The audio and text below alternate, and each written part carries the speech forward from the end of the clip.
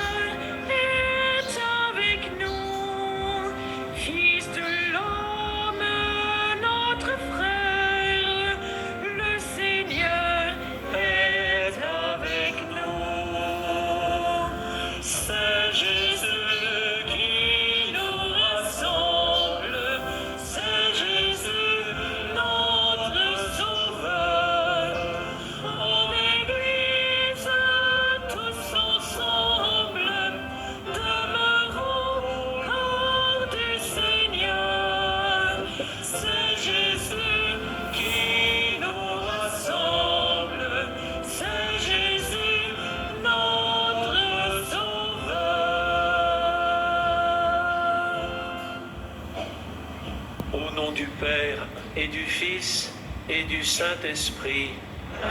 Le Seigneur soit avec vous.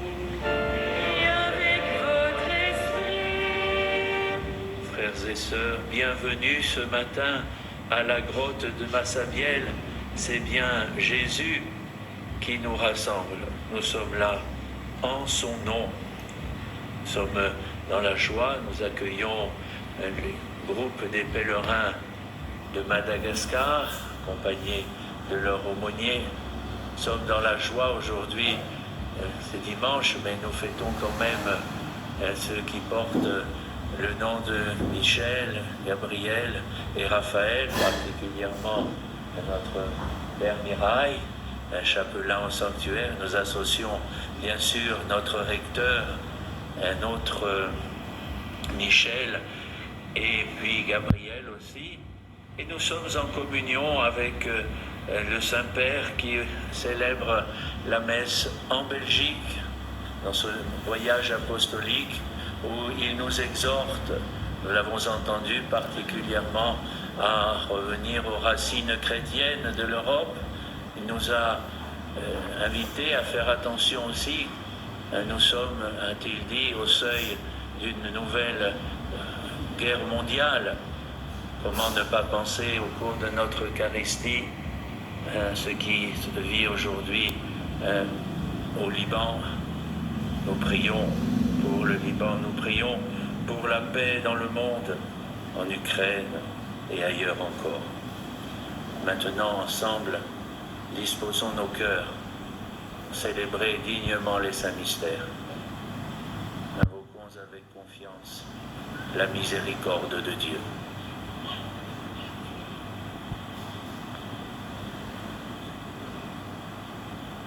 Je confesse à Dieu Tout-Puissant, je reconnais devant vous, frères et sœurs, que j'ai péché, en pensée, en parole, par action et par omission.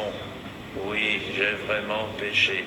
C'est pourquoi je supplie la bienheureuse Vierge Marie, les anges et tous les saints, et vous aussi, frères et sœurs, de prier pour moi, le Seigneur notre Dieu. Que Dieu Tout-Puissant nous fasse miséricorde, qu'il nous pardonne nos péchés et nous conduise à la vie éternelle. Qui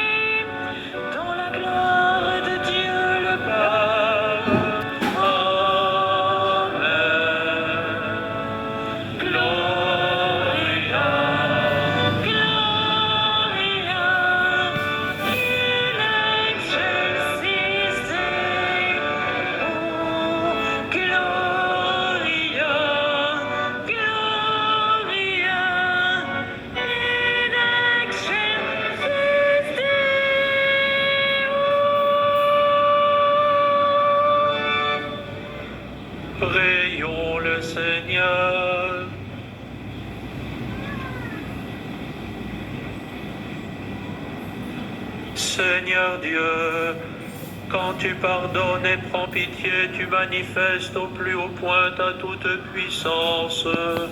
Multiplie pour nous les dons de ta grâce. Alors, en nous attendant vers les biens que tu promets, nous aurons part au bonheur du ciel. Par Jésus-Christ, ton Fils, notre Seigneur, qui vit et règne avec toi dans l'unité du Saint-Esprit, Dieu, pour les siècles des siècles.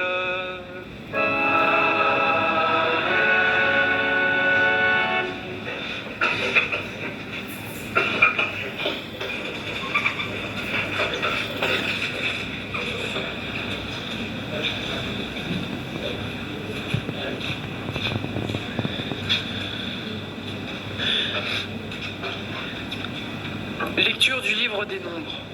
En ces jours-là, le Seigneur descendit de la nuée pour parler à Moïse.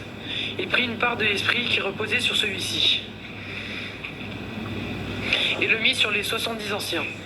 Dès que l'esprit reposa sur eux, ils se remirent à prophétiser. Mais cela ne dura pas. Or, 2 hommes étaient restés dans le camp. L'un s'appelait Eldad et l'autre Médad. L'esprit reposa sur eux. Eux aussi avaient été choisis.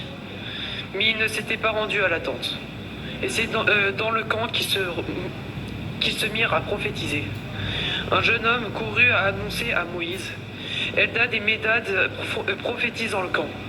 Josué, fils de Nun, auxiliaire de Moïse depuis sa jeunesse, prit la parole. Moïse, mon maître, arrête-les. Mais Moïse lui dit, serais-tu jaloux pour moi ? Ah, si le Seigneur pouvait faire de tout son peuple un peuple de prophètes. Si le Seigneur pouvait mettre son esprit sur eux. Parole du Seigneur.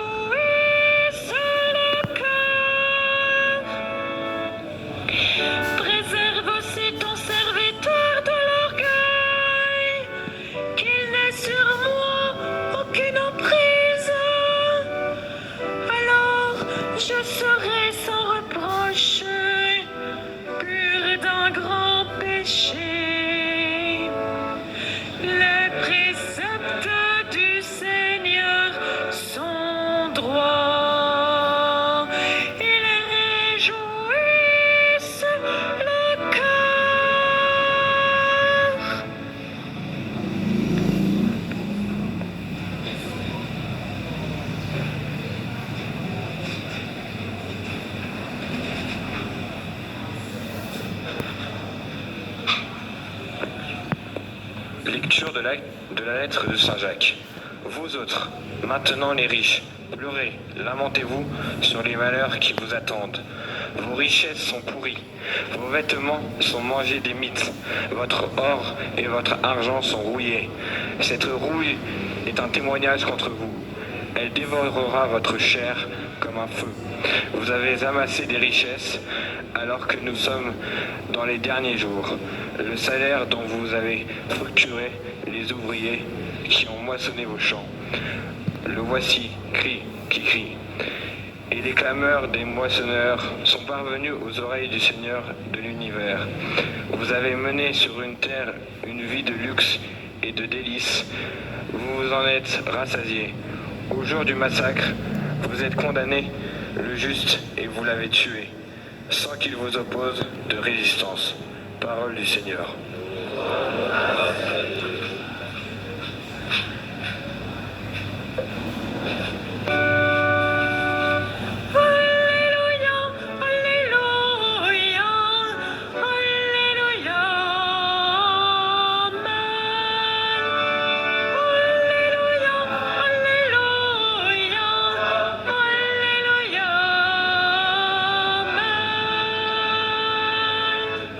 Ta parole, Seigneur, est vérité.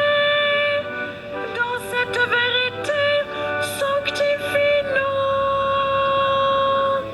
Alléluia, Alléluia, Alléluia, Amen. Alléluia, Alléluia, Alléluia,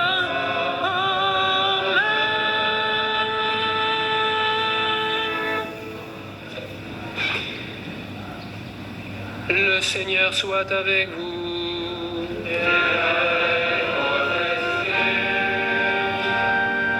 Évangile de Jésus-Christ selon saint Marc.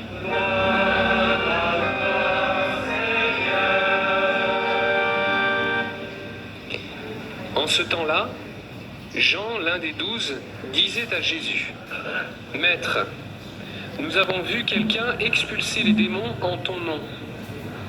Nous l'en avons empêché, car il n'est pas de ceux qui nous suivent. Jésus répondit: Ne l'en empêchez pas, car celui qui fait un miracle en mon nom ne peut pas aussitôt après mal parler de moi. Celui qui n'est pas contre nous est pour nous. Et celui qui vous donnera un verre d'eau au nom de votre appartenance au Christ, Amen, je vous le dis, il ne restera pas sans récompense. Celui qui est un scandale, une occasion de chute pour un seul de ces petits qui croient en moi, mieux vaudrait pour lui qu'on lui attache au cou une de ces meules que tournent les ânes et qu'on le jette à la mer. Et si ta main est pour toi une occasion de chute, coupe-la. Mieux vaut pour toi entrer manchot dans la vie éternelle que de t'en aller dans la géhenne avec tes deux mains, là où le feu ne s'éteint pas. Si ton pied est pour toi une occasion de chute, coupe-le. Mieux vaut pour toi entrer estropié dans la vie éternelle que de t'en aller dans la géhenne avec tes deux pieds. Si ton œil est pour toi une occasion de chute, arrache-le. Mieux vaut pour toi entrer borgne dans le royaume de Dieu que de t'en aller dans la géhenne avec tes deux yeux, là où le ver ne meurt pas et où le feu ne s'éteint pas. Acclamons la parole de Dieu.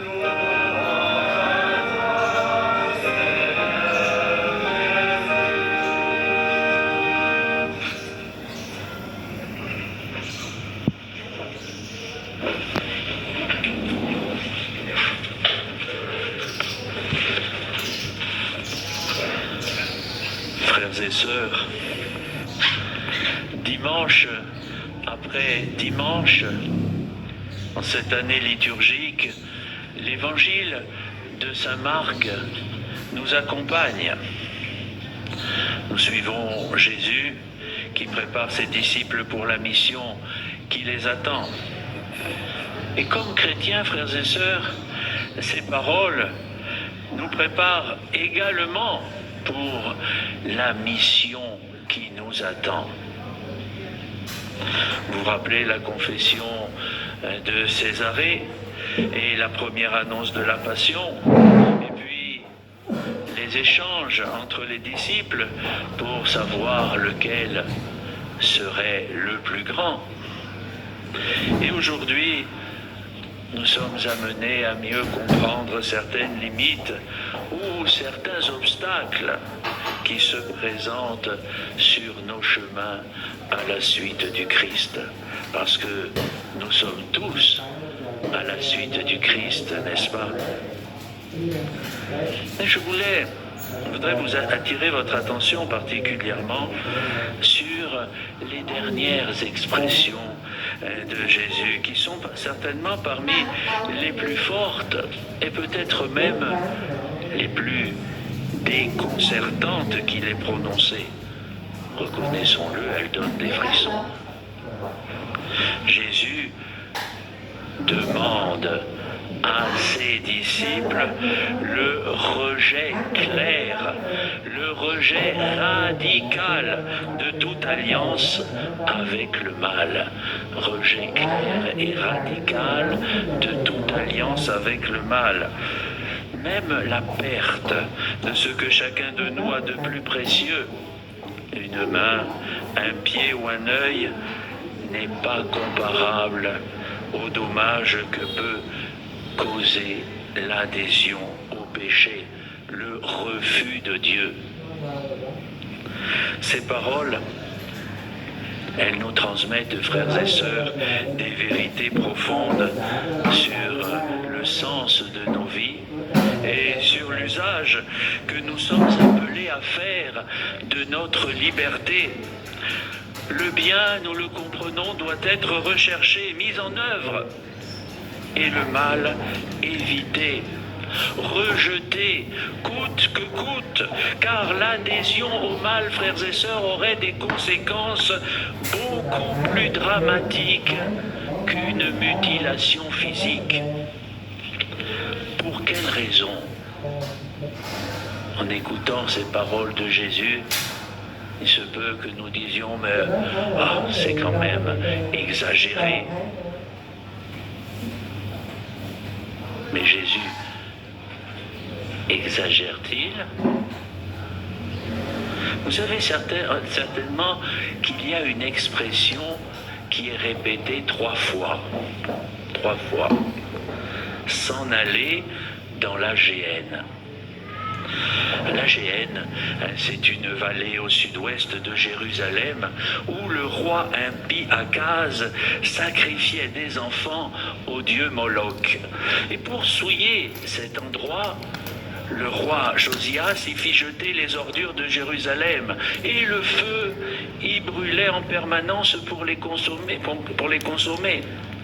Selon les prophètes, c'est dans cette vallée que les ennemis du peuple de Dieu seront détruits et consumés par le feu. Dans les paroles de Jésus, la Géhenne est une métaphore du tourment de la peine éternelle qui attend ceux qui font le mal. Comme fidèles du Christ, frères et sœurs, nous sommes donc confrontés inéluctablement à une évaluation renouvelée de ce que nous considérons comme étant les biens les plus précieux pour nous. Certes, le Christ ne nous appelle pas, rassurez-vous, à accomplir des actes de mutilation physique pour empêcher une action mauvaise, mais ces images sont des indications d'une lutte, une lutte sans merci contre le mal. Ces images nous disent qu'il vaut mieux perdre sa vie physique pour gagner la vie authentique et éternelle, c'est-à-dire la vie avec le Christ dans le royaume. C'est le choix, frères et sœurs, qu'ont emprunté et qu'ont fait les martyrs chrétiens de tous les temps. Ils ont cru à la belle expression du psaume que nous avons certainement répété quelquefois. Ton amour vaut mieux que la vie. Ton amour vaut mieux que la vie. Mais revenons au texte de l'Évangile.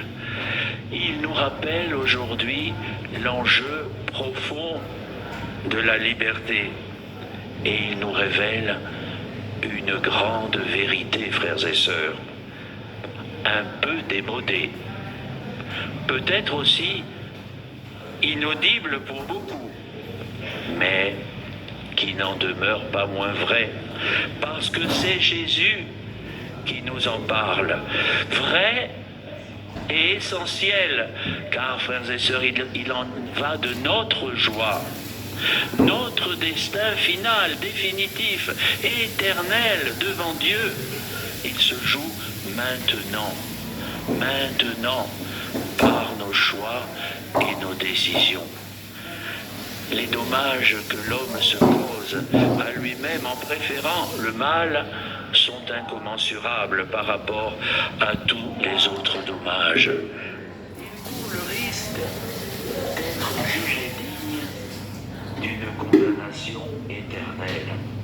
Cet état, cette condition d'auto-exclusion définitive de la communion avec le Seigneur, choisi par ceux qui font le mal en pleine conscience et avec un anti-consentement, est appelé dans le vocabulaire chrétien l'enfer.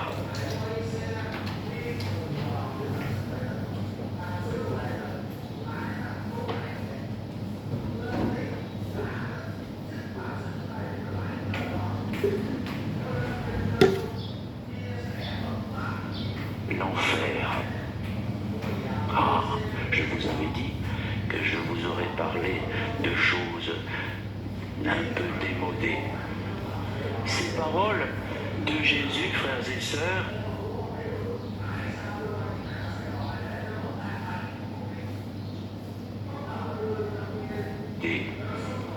ces paroles de Jésus, frères et sœurs, elles sont donc un appel sérieux à la responsabilité. Ne nous laissons pas éblouir par les fausses lumières de cette grande foire aux vanités dans laquelle est prise au piège une grande partie de notre société. Évitons de passer notre vie à la recherche de ce qui est éphémère. Ne cédons pas à tous les caprices Ne cédons pas à tous les caprices de notre corps, car au terme de la course, demandons-nous, frères et sœurs, mais que restera-t-il? Au moment de la mort, notre âme comparaîtra à la présence de Dieu. Faisons en sorte qu'elle soit vivante, c'est-à-dire revêtue de la grâce sanctifiante, comme nous dit le catéchisme de l'Église catholique numéro 2000, et ornée de bonnes œuvres. Nous ne porterons avec nous aucune des vanités de la terre, mais seulement le bien que nous aurons fait.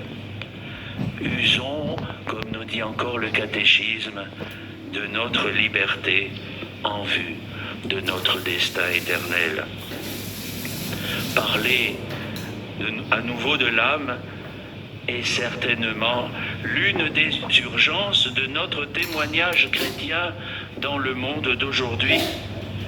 Hélas, on en parle très rarement. Et pourtant, c'est le salut éternel de notre âme qui est la seule chose nécessaire. Ce n'est que pour cela que Dieu s'est fait homme et a souffert.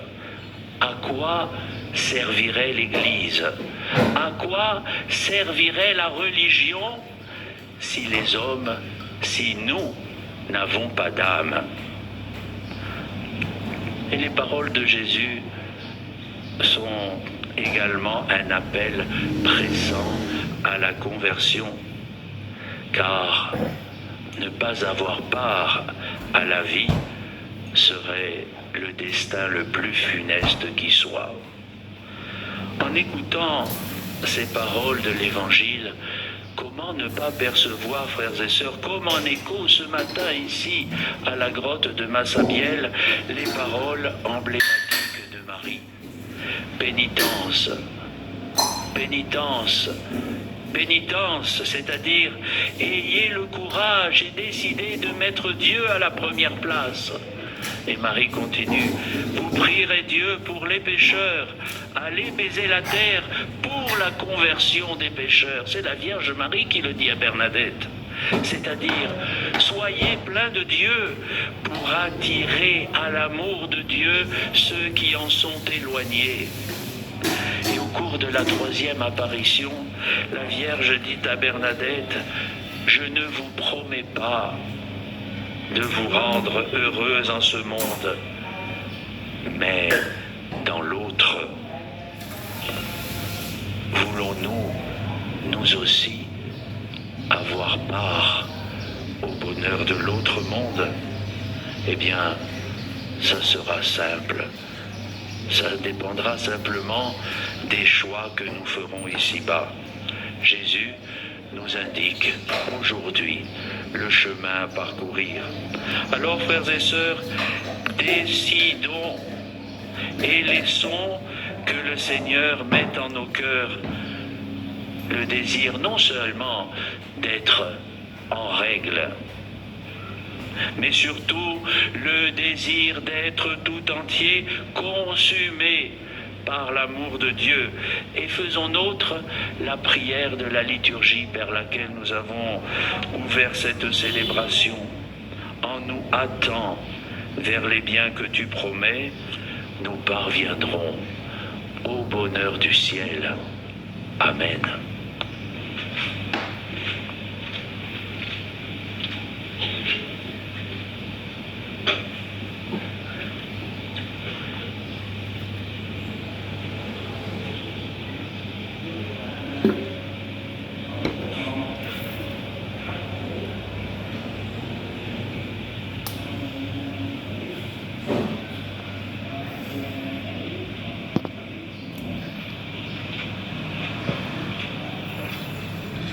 Ensemble, renouvelons notre profession de foi.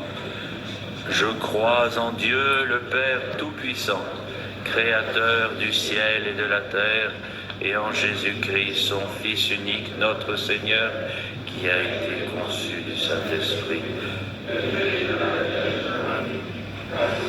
Sous Ponce Pilate, a été crucifié, il a été enseveli et descendu aux enfers. Le troisième jour, ressuscité des morts, monté aux cieux, est assis à la droite de Dieu, le Père Tout-Puissant, d'où il viendra juger les vivants et les morts. Je crois en l'Esprit Saint, à la Sainte Église catholique, à la communion des saints, à la bénédiction des péchés, à la résurrection de la chair, à la vie éternelle.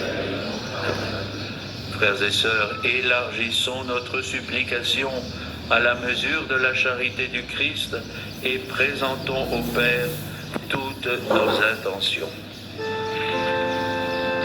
Seigneur, nous te prions. Seigneur, nous te prions. Prions le Seigneur pour notre Église, appelée à combattre le mal et à témoigner du pardon, qu'elle sache lutter en son sein contre toute forme de scandale envers les plus petits.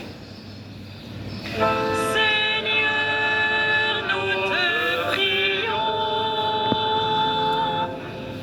En cette journée des migrants et des réfugiés, prions pour les personnes jetées sur les routes de l'Exode au péril de leur vie, fuyant la guerre, la misère, les persécutions politiques ou religieuses. Seigneur, nous te prions. Prions le Seigneur pour les victimes d'agressions ou de viols. Prions pour les personnes assassinées. Que l'espérance en la vie éternelle et la solidarité fraternelle soutiennent leurs proches. Seigneur, nous te prions. À l'approche du pèlerinage du Rosaire, confions le travail de tous les organisateurs de ces grandes rencontres et rendons grâce pour les merveilles vécues ici dans la cité de l'Immaculée. Seigneur, nous te prions. Ces intentions, nous ajoutons ce matin les nôtres, toutes celles qui nous ont été confiées, celles que nous portons en nos cœurs. Comme je vous y invitais au début de cette célébration, prions particulièrement pour la paix.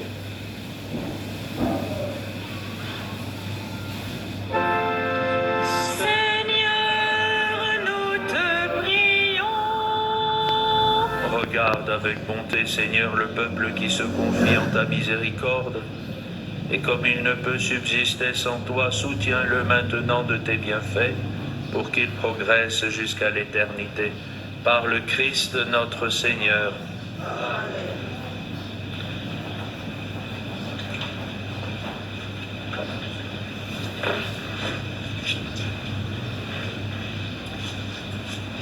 Chers pèlerins, c'est maintenant le moment de la quête. Soyez vivement remerciés de votre générosité.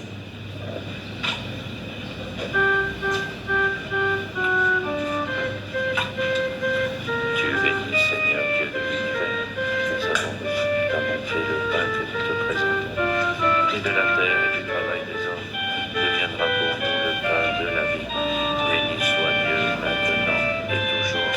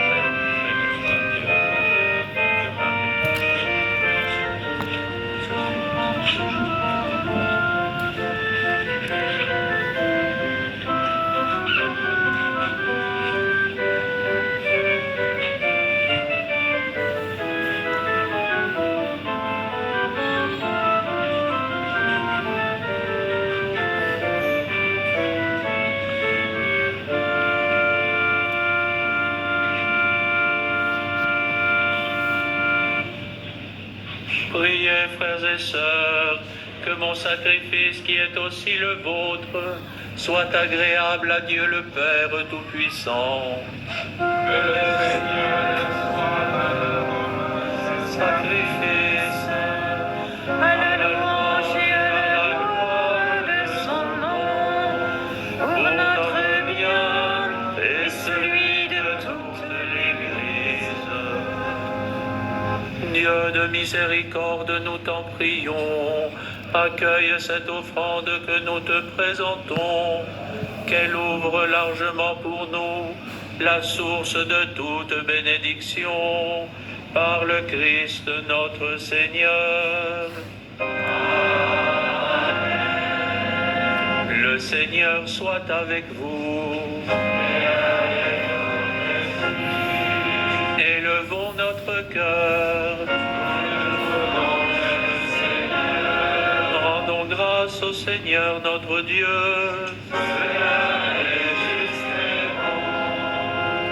Vraiment, il est juste et bon, pour ta gloire et notre salut, de t'offrir notre action de grâce, toujours et en tout lieu, Seigneur Père très saint, Dieu éternel et tout-puissant, par le Christ notre Seigneur. Dans sa pitié pour nos égarements, il a voulu naître de la Vierge Marie. Par la souffrance de la croix, il nous a délivrés de la mort éternelle. Par sa résurrection d'entre les morts, Il nous a donné la vie qui n'aura pas de fin. C'est pourquoi, avec les anges et les archanges, avec les puissances d'en haut et tous les esprits bienheureux, nous chantons l'hymne de ta gloire et sans fin nous proclamons. Saint, Saint, Saint, le Seigneur, Dieu de l'univers, le ciel et la terre sont remplis de ta gloire. Hosanna au plus haut des cieux. Béni soit celui qui vient au nom du Seigneur. Hosanna au plus haut des cieux. Tu es vraiment saint Dieu de l'univers, et il est juste que toute la création proclame ta louange, car c'est toi qui donnes la vie, c'est toi qui sanctifies toutes choses par ton Fils Jésus-Christ notre Seigneur, avec la puissance de l'Esprit Saint. Et tu ne cesses de rassembler ton peuple, afin que du levant au couchant du soleil, une offrande pure soit présentée à ton nom. C'est pourquoi nous te supplions, Seigneur, de consacrer toi-même les offrandes que nous apportons. Sanctifie-les par ton esprit, pour qu'elles deviennent le corps et le sang de ton Fils Jésus-Christ notre Seigneur, qui nous a dit de célébrer ce mystère. La nuit même où il fut livré, il prit le pain. En te rendant grâce, il dit la bénédiction. Il rompit le pain et le donna à ses disciples en disant: Prenez et mangez-en tous, ceci est mon corps livré pour vous.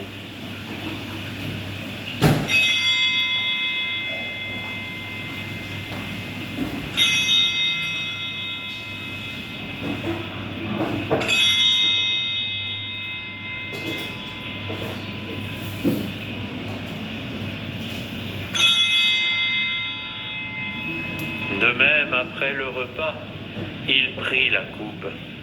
En te rendant grâce, il dit la bénédiction et donna la coupe à ses disciples en disant: Prenez et buvez-en tous, car ceci est la coupe de mon sang, le sang de l'alliance nouvelle et éternelle, qui sera versé pour vous et pour la multitude en rémission des péchés.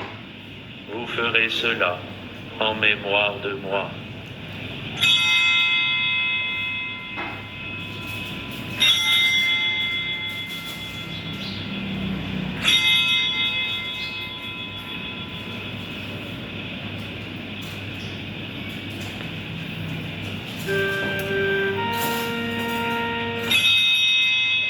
Il est grand le mystère de la foi.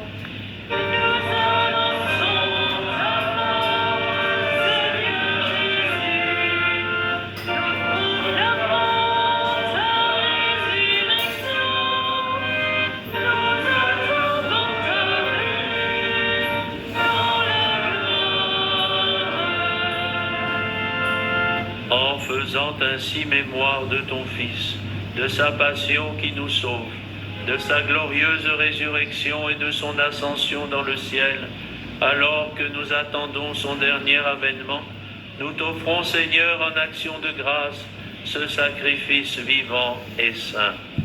Regarde, nous t'en prions, l'oblation de ton Église, et daigne y reconnaître ton Fils qui, selon ta volonté, s'est offert en sacrifice pour nous réconcilier avec toi.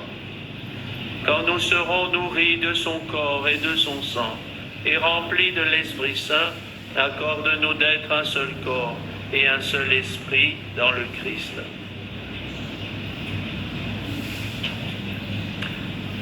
Que l'Esprit Saint fasse de nous une éternelle offrande à ta gloire, pour que nous obtenions un jour l'héritage promis avec tes élus. En premier lieu, la bienheureuse Vierge Marie, Mère de Dieu, avec Saint Joseph et son époux, les bienheureux apôtres, les glorieux martyrs et tous les saints qui ne cessent d'intercéder auprès de toi et nous assurent de ton secours. Et maintenant, nous te supplions, Seigneur, par le sacrifice qui nous réconcilie avec toi, étends au monde entier le salut et la paix.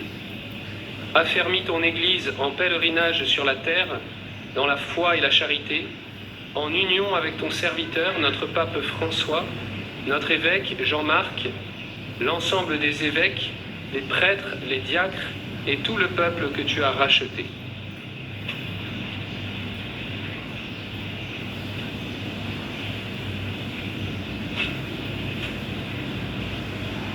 Écoute en ta bonté la prière de ta famille que tu as rassemblée devant toi. Dans ta miséricorde, ramène à toi, Père très aimant, tous tes enfants dispersés. Pour nos frères et sœurs défunts, et pour tous ceux qui ont quitté ce monde et trouvent grâce devant toi, nous te prions. En ta bienveillance, accueille-les dans ton royaume, où nous espérons être comblés de ta gloire, tous ensemble et pour l'éternité, par le Christ notre Seigneur, par qui tu donnes au monde toute grâce et tout bien. Par lui, avec lui et en lui, à toi, Dieu le Père Tout-Puissant, dans l'unité du Saint-Esprit, tout honneur et toute gloire, pour les siècles des siècles.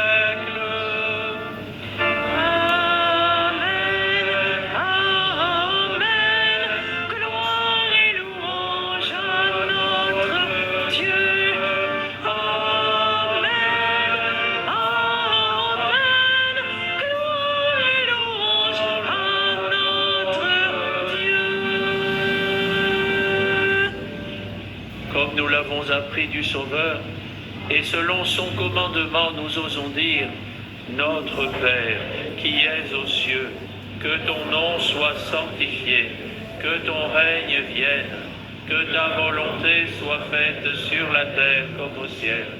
Donne-nous aujourd'hui notre pain de ce jour.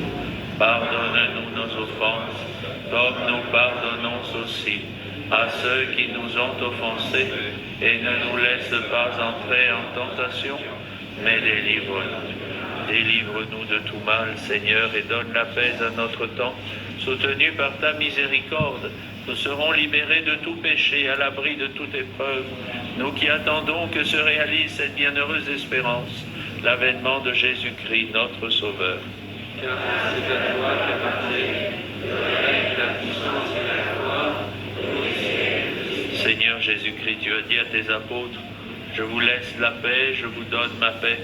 Ne regarde pas nos péchés, mais la foi de ton Église.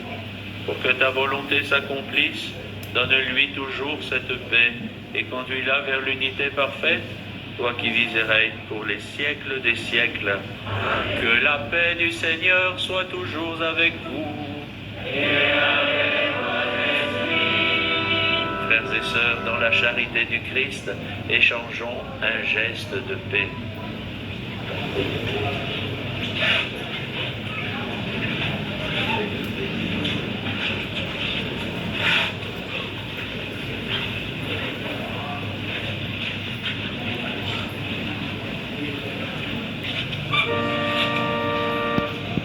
Agneau de Dieu qui enlève les péchés du monde, prends pitié de nous. Agneau de Dieu qui enlève les péchés du monde, prends pitié de nous. Agneau de Dieu qui enlève les péchés du monde, donne-nous la paix. Voici l'agneau de Dieu. Voici celui qui enlève les péchés du monde. Heureux les invités au repas des noces de l'agneau. Seigneur, je ne suis pas digne de te recevoir, mais dis seulement une parole, je serai.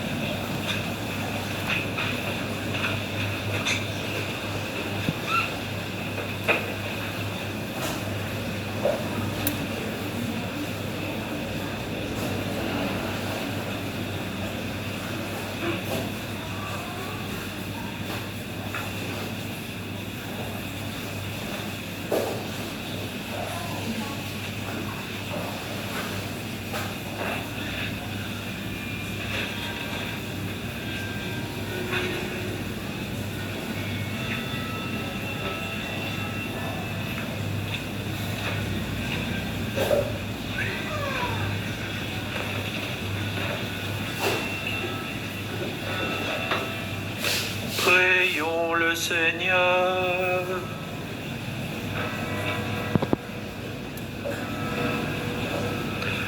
Que le sacrement du ciel, Seigneur, guérisse nos esprits et nos corps, afin qu'annonçant la mort du Christ et participant à ses souffrances, nous héritions avec lui de sa gloire. Lui qui vit et règne pour les siècles des siècles.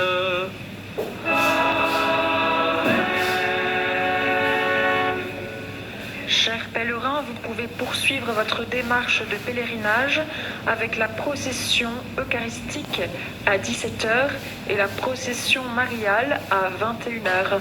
Bon pèlerinage à tous. Le Seigneur soit avec vous. Et en vous bénissant, j'entends bénir aussi tous les objets de piété, les chapelets que vous portez avec vous, ainsi que toutes les personnes auxquelles vous entendez les offrir. Que Dieu Tout-Puissant vous bénisse et vous garde, le Père et le Fils et le Saint-Esprit. Allez dans la paix du Christ. Bon pèlerinage à toutes et à tous.